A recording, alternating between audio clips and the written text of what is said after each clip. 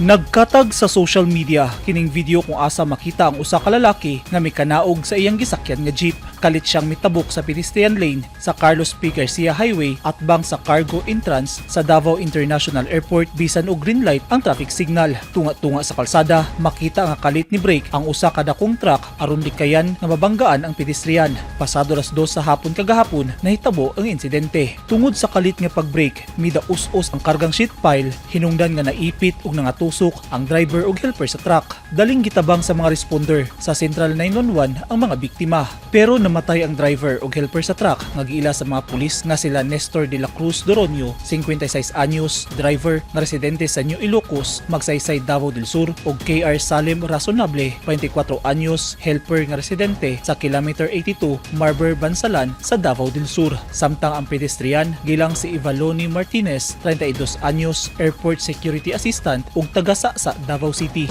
Sa investigasyon sa kapulisan, padulong sa sentong bahin sa Davao City ang direksyon sa truck nga nagkarga og 50 ka 12mm sheet pile diyang adunay kalit mitabok sa karsada. Nakakustodiya na sa Buhangin Police Station ang pedestrian nga si Martinez. Pasakahan siya og kasong Reckless Imprudence Resulting to Homicide. Kay siya ang gitulong hinungdan sa kamatayon nila Doronio og Razonable. Gumikan kay na ay pedestrian nga nikalit og tabok bisan pa man nga naka-green light. So basta green light intended for the mga sakyanan yun na siya, sir.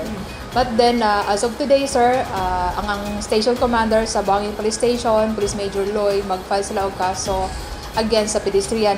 Gipangita na sab sa kapulisan ang driver sa jeep nga gisakyan sa pedestrian aron maila og mapasakan sa kaso. Ato pong i-identify and then i-locate nato tong driver nga nagpababa ani pedestrian sa concern sa dalan sa pedestrian yun mismo, pedestrian lane, and then while naka-green light. So ato nang i-identify sa Buhangin Police Station para mapasakaan po nato og kaso sa violation sa RA 4136 sa traffic laws nato.